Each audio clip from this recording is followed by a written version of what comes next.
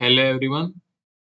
तो चलिए स्टार्ट करते हैं आज की स्टार्ट करते हैं आज का the Hindu editorial analysis bye divine Gurukul. Okay, चलिए स्टार्ट करते हैं। कल का वीडियो मैंने रिकॉर्ड किया था, वो सर टीम वालों ने डाला नहीं भाई, तो उसके लिए सॉरी। लेकिन मैं उन्हें बोलकर डलवा दूंगा, आप बेफिक्र रहो। आपको कंटिन्यू बोला है तो कंटिन्यू मिलेगी सारी चीजें। और इसी चैनल पर डिवाइन इंग्लिश पर सॉरी इसी चैनल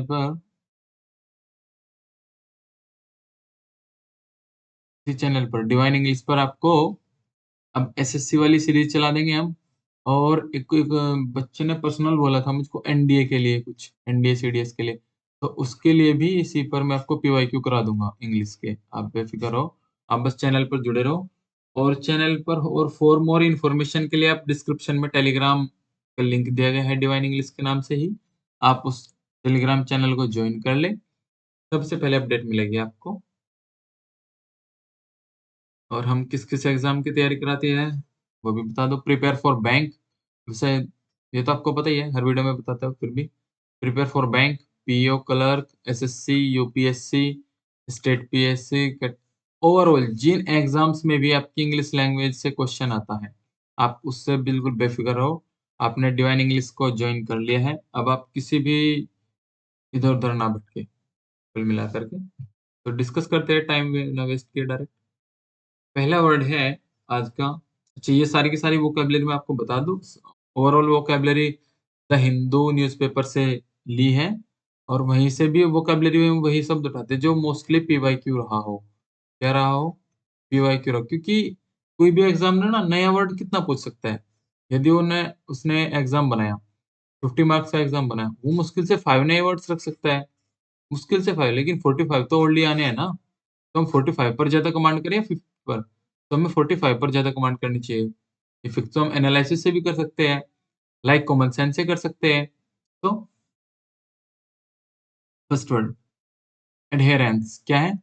एडहेरेंस। एडहेरेंस का मतलब क्या हो गया? पालन करना। अब पालन करने से मेरे, देखो मैंने क्या, रिलेट। अब ना आपको इंग्लिश को ऐसे नहीं पढ़ना, आपको मेरे साथ पढ़ना है रिलेट। क्या पढ़ना है? रिलेट। बस, हर एक चीज रिलेट कर लेंगे भाई, रिलेट वर्ड्स। वोकेबलरी को ऐसे याद करा दूंगा कि आप भूलने से भी नहीं भूलोगे। चलो, अब पालन करना, पालन करने का मतलब समझ जरा क्या था। अब पालन करने से मेरे एक वोकेबलरी याद आती है जिसका मतलब था कॉम्प्लाई टू। क्या है? Comply to. अब कॉम्प्लाई के साथ टू प्रीपोजिशन लगता है। अब टू प्रीपोजिशन लगता है तो प्रीपोजिशन के चैप्टर से मिलेगा कि टू ही क्यों लगता है। और फिर टू प्रीपोजिशन किस पार्ट की है? टू प्रीपोजिशन डेस्टिनेशन की है या फिर किस चीज की है, तो मैं उसमें ही बताऊंगा। यहाँ पर वीडियो ज्यादा लंबा हो जाएगा तो इसमें नहीं डिस्कस करेंगे। ओके, इसका मतलब पालन करना होता है। मीनिंग हो गया the act following or sticking closely to a rule, policy or practice. Meaning दे देखो, following, the act of following or sticking closely, मतलब फॉलो करना है, sticking closely to a rule, किसी रूल को, पॉलिसी और प्रैक्टिस। सिनोनिम्स हो गया compliance. देखो ये कॉम्प्लाई, कॉम्प्लाई का ही एडजेक्टिव होता है, वर्ब होती है ये, कॉम्प्लायंस एडजेक्टिव है। तो कॉम्प्लायंस, ऑब्जर्वेंस, कन्फर्मिटी है, कन्फर्मिटी। तो तीनों का भी सेम मीनिंग रहेगा। क्या मीनिंग रहेगा? पालन करना। यदि मैं इसके एंटोनियम्स का डिस्कस करूं तो इसका एंटोनियम्स हो जाएगा disobedience, non compliance and disregard. क्या हो जाएगा? disobedience, non-compliance, and disregard. Example, the company is adherence to safety। देखो क्या टू आया ना प्रीपोजिशन, क्या बोला था मैंने? कॉम्प्लाई के बाद to preposition. Safety guideline has prevented many accidents. So moving on the next word, ग्लेमराइजिंग। क्या है? ग्लेमराइजिंग। जो ग्लेमराइजिंग वर्ड है ये बना है ग्लेमर से। इससे बना है ग्लेमर से। अब ये ग्लेमर वर्ड्स ना गर्ल्स बहुत ज्यादा यूज करती है भाई, तुमने सुना होगा। लाइक फंक्शन वगैरह में बोलते, अरे यार वाह उसका ग्लेमर देखो कितना अच्छा है। ग्लेमर मतलब उसका आकर्षण। लड़के तो खैर तो बात ही अलग है उनकी तो। मीनिंग, तो उसका मीनिंग क्या हो जाएगा? Making something appear more attractive. क्या है? More attractive, exciting then it actually is. जो रियल में है भी या नहीं, तो रियल का तो पता नहीं खैर। तो more attractive. Synonyms, romantic sizing क्या है? रोमांटिक साइजिंग आकर्षण तो किसको रोमांटिक वाली तो नेक्स्ट आइडियलाइजिंग एंड ब्यूटीफाइंग क्या है? देखो सर में क्या है? तो हमको साइनोनिम्स हो या एंटोनिम्स हो उसी फॉर्म में बताना है जिस फॉर्म में हमसे पूछना चाह रहा है वो। आईएनजी फॉर्म में पूछ रहा है सर आप प्रेजेंट पार्टिसिपल यूज हुआ है तो अब भी प्रेजेंट पार्टिसिपल यूज करोगे।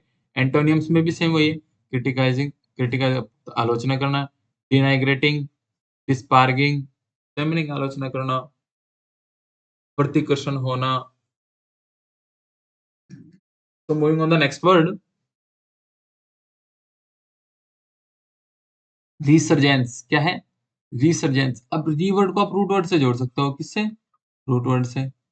अब जब आप इसको रूट वर्ड से जोड़ोगे रिसर्जेंस को तो री का मतलब होता है पुनः जैसे रिवीजन बार-बार करना तो सेम मीनिंग हो जाए रिसर्जेंस क्या होगा? पुनः पुनरुत्थान हिंदी मीनिंग क्या हुआ उसका पुनरुत्थान and English meaning an increase और revival after a period of little activity for और डिक्लाइन एंड सिनोनिम्स क्या होगा? Revival comeback reawakening reawakening and antonyms decline regression and fall.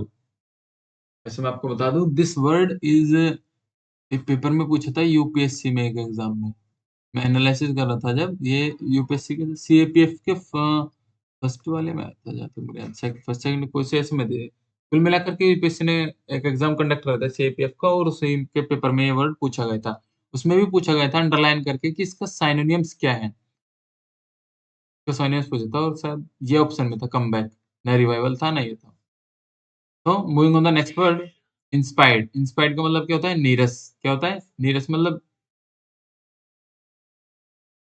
Lacking of confidence मान सकते हैं आप meaning lacking vigor sorry vigor or interest dull synonyms क्या होगा bland lifeless uninspiring same meaning uninspiring मतलब bland lifeless lifeless जिसके जीवन में कोई अस्तित्व ना हो मतलब उसके जीवन में इंटरेस्ट ना हो अनइंस्पायरिंग जिससे कहीं से कोई प्रेरणा ना हो कुछ काम करने की उसका एंटोनिम्स का उसका उल्टा एक्साइटिंग काम करने वाला फ्लेवरफुल मतलब फ्लेवर में रहने वाला लाइवली जीने वाला तो example the speech was so inspired that the audience struggled to stay awake.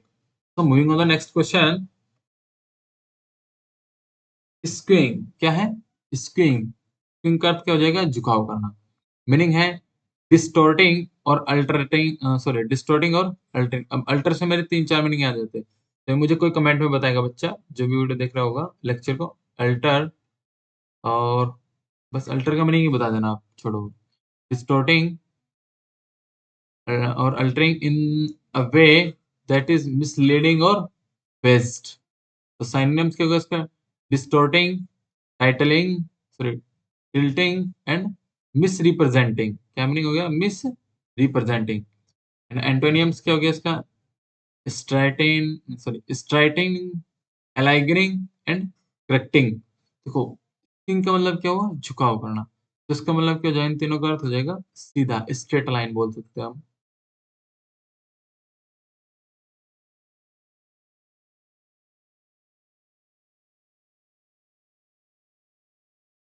Straight line भी बोल सकते हैं।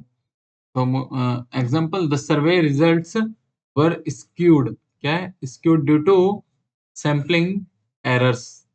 तो moving on the next question suboptimal क्या मीनिंग है? Suboptimal meaning below the best possible level और standard. तो synonyms inadequate inadequate below par less than ideal and antonyms optimal ideal excellent तो antonyms क्या है इसके optimal ideal and excellent so this is example the team's performance which the team's performance was suboptimal failing to meet and expectations in the meaning optimal ideal excellent adaptam suboptimal sorry अदत्तम and optimal ideal excellent ये हो जाएगा इसका उल्टा मतलब ideal एक तो होता है आलसी एक होता है आदर्शवादी तो यहाँ पे जो होगा वो आदर्शवादी होगा कौन होगा आदर्शवादी आदर्शवादी कौन होगा आदर्शवादी तो moving on the next question, dented. Dented का अर्थ क्या होगा मेरा? घटा देना। हिंदी मीनिंग क्या होगा? घटा देना। टू डायमिनिश और रिड्यूस, क्या है? रिड्यूस इन स्ट्रेंथ, क्वांटिटी और वैल्यू। सिनोनिम्स इज वीकेंड, वही कमजोर, लेसन चिंता वाला कमजोर हो गया, रिड्यूस कम करना होगा, किसी भी चीज को एलिवेट भी कम करना होता है। इसका एंटोनिम्स क्या होगा? स्ट्रेंथेड मतलब ताकतवर, इंक्रीज्ड बढ़ाने वाला, बूस्टेड, बूस्टेड का नाम सुना होगा, कोल्ड ड्रिंक पे आता है, boost, energy boost, dodge boost, तो वही हो गया ये स्ट्रॉन्ग, मतलब स्ट्रॉन्ग में यूज किया जाएगा। And so moving on the next word, spiked, तेजी से बढ़ना, मीनिंग इंक्रीज्ड शार्पली और सडनली। स्पाइक्ड तेजी से बढ़ने का मतलब है you don't know and you will spiked, मतलब तुम्हें भी नहीं पता कि तुम कितने तेजी से आगे बढ़ोगे, तो this meaning. And synonyms, surged, escalated and shoot up, same meaning हो गया इसका। तो एंटोनिम्स, डिक्लाइनेड, fell and decreased, वही कम करने वाली सेंस में यूज होता है। Example, demand for the product spiked due to a successful marketing campaign. तो moving on the next word, hinge, क्या है?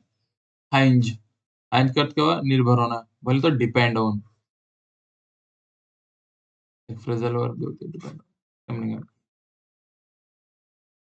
तो उसका मीनिंग, इंग्लिश मीनिंग क्या है? टू डिपेंड एंटायरली, क्या बोला? To depend entirely,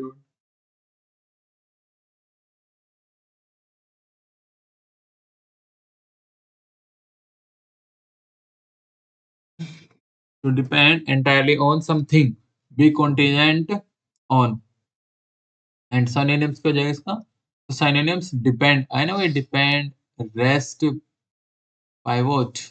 and antonyms, unrelated, disconnected and irrelevant.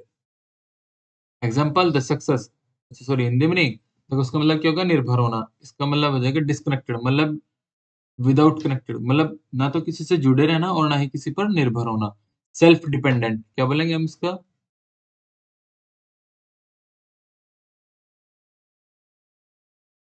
Self dependent. तो the success of the plan hinges on the approval of the board, कि सक्सेस के उसके प्लान पर depend है, अप्रूवल ऑफ द बोर्ड। है next, ram up, क्या meaning है? Ram up, ram up का मतलब भी क्या गया? बढ़ाना, बढ़ाने से संबंधित एक मीनिंग पहले भी आया था। और जो रैम अप वाला वर्ड है, ये आपका आया तो एग्जाम में, इस एग्जाम में आया, मेरे याद नहीं है, लेकिन ये किसी एग्जाम में आया, इंपॉर्टेंट क्वेश्चन, इंपॉर्टेंट वर्ड है कुल मिलाकर। मीनिंग, टू इंक्रीज और इंटेंसिफाई समथिंग, स्पेशली प्रोडक्शन और एक्टिविटी। तो सिनोनिम्स, इंक्रीज आ गया भाई, boost and step up, same meaning हो गया। Antonyms, decrease, reduce, cut back, बस नेम नहीं है, कट बैक बाकी सब सेम रहा है। You can move on 6th and 7 vocabulary, so then you will find this Hindi meaning and English meaning and details explanation in this video. The company decided to ramp up production to meet the high demand. No. So moving on the next word, तो क्या क्या हमारी phrasal verb आ गई भाई, ये हमारे typist पता नहीं क्या करते हैं, फ्रेजल वर्ब डालने कैसे डालते हैं, क्या है? तो फ्रेजल वर्ड है, सॉरी फ्रेजल वर्ब्स हर एग्जाम में आती है 2 से 3 मार्क्स की, और बाकी एग्जाम के मार्क्स पर डिपेंड करता है। तो फर्स्ट मीनिंग है zone out, zone out, out का मतलब क्या हुआ? आउट का मतलब हुआ बाहर, यदि मैं केवल आउट की बात करूं, आउट का तो मीनिंग हो गया बाहर, लेकिन जोन आउट का मतलब क्या है? जोन का मतलब होगा एक क्षेत्र, और उस क्षेत्र में बाहर, जैसे कि to lose consultant usually because of board, boredom. तो यदि मैं इसके हिंदी मीनिंग की बात करूं, to lose consultant, like you will, आप बोल सकते हो बाहरी क्षेत्र, मतलब जो सर्कमटेंसेस अपने अंडर में नहीं आती, तो क्या बोलेंगे हम? क्या बोलेंगे हम? बाहरी क्षेत्र। And moving on the next phrasal word, wind up, what is the meaning of wind up? तो wind up to end or finish. Wind up मतलब complete end something to arrive at a situation. Wind up का मतलब जैसे कि हम suppose करो to end or finish, हम कहीं पे जा रहे हैं, मतलब टारगेट कंप्लीट करना, ऐसा मान सकते हैं आप। To complete target, to complete.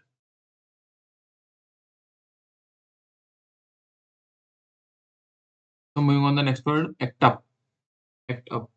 To misbehave or not function properly. Meaning to misbehave or not function properly. Act up का मतलब है कार्य तो करना लेकिन to misbehave कंप्लीट ना करना, मतलब अच्छे तरीके से अच्छे व्यवहार से ना करना, और नॉट फंक्शन प्रॉपर्ली, और फंक्शन मतलब वो जो कार्य कि तुमने किया है उसका फंक्शन प्रॉपर्ली ठीक ना हो। तो moving on the next, resolver bank on, rely on. Bank on का मतलब हो गया टू डिपेंड ऑन। तो मेरे को याद है, अपना रिलेट करा करो, चीज़ों को रिलेट करोगे तो बहुत जल्दी याद हो जाएगी, आप भूलोगे भी नहीं। लास्ट में क्या, समथिंग और समवन। समथिंग और समवन का रिप्लाई क्या होता है? कोई बच्चा बताएगा मुझे समथिंग और समवन का रिप्लाई कमेंट में क्या होता है? तो idioms and phrases, moving on the next, idioms and phrases पर आएगा वो।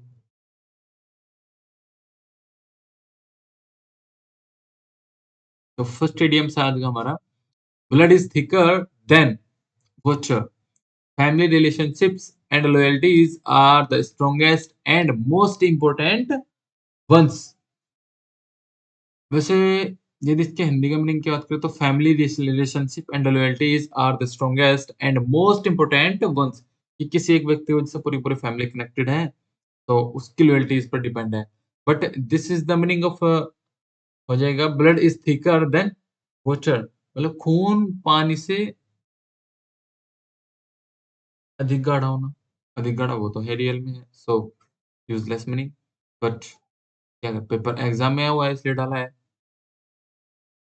सबको रखना है कि खून पानी से अधिक गाढ़ा होना, ये है भी रियल में वास्तविक यही है। तो फैमिली रिलेशनशिप एंड लॉयल्टीज, तो पारिवारिक संबंध और loyalties are the strongest and most important one, कि सबसे ज्यादा इंपॉर्टेंट क्या है? पारिवारिक संबंध, और उनमें जो ताकत है इंपॉर्टेंट वन सबसे पहले ये। And axe to grind, grind का मतलब तुम्हारे आता है ग्रिंडर, ग्रिंडर मतलब पीसना, एक्स मतलब कुल्हाड़ी होता है शायद, और एन एन तो खराटी का लगाया है क्योंकि एन एक्स है, तो इसलिए तुम्हारे वाला एक्स नहीं, an axe to grind, meaning have a private reason for doing or being involved in something. तो क्या मीनिंग है? हैव अ प्राइवेट रीजन, मतलब अपना कोई प्राइवेट रीजन रखना, for doing or being involved in something, किसी और को अपने इसमें लेना, बाकी जो पॉसिबल नहीं है और ना ही सही है। क्या करो, मानोगे नहीं, लोगे भाई। चलो, cast a shadow on,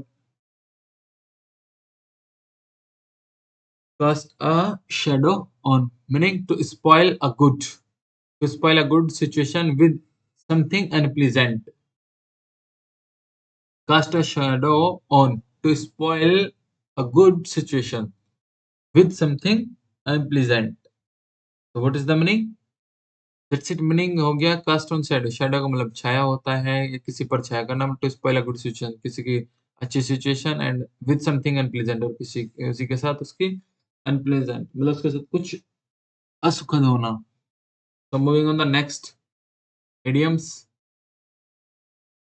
keep an ear to the ground, stay informed about everything, कि उसके पास जो इन्फॉर्मेशन है वही एवरीथिंग सब कुछ है, उसने स्टेइंग इन्फॉर्म्ड अबाउट एवरीथिंग, उसने वहां के बारे में सब कुछ इन्फॉर्म किया। हिंदी मीनिंग की बात करें तो keep an ear to the ground, मतलब एक कान जमीन पर रखे, तो लाइक दैट इंफॉर्मेटिव होगा, इन्फॉर्मेशन मतलब वही सेम मीनिंग हो गया। नेक्स्ट है run, run around in circles, so putting efforts into something that is not a worthwhile result, run around in circle, किसने रन कर रहा है, पुटिंग एफर्ट्स, उसने एफर्ट भी लगाया, something that is not worthwhile, लेकिन पर उसने जितना भी एफर्ट लगाया वो हमारे परिणाम में नहीं है, मतलब वर्थवाइल हमारे किसी काम का नहीं रहा, बोले तो हल मतलब इधर उधर दौड़ते रहे बिना किसी फल के, बिना किसी परिणाम के, बिना किसी मेहनत के, इधर उधर दौड़ते रहे बिना किसी रिजल्ट के।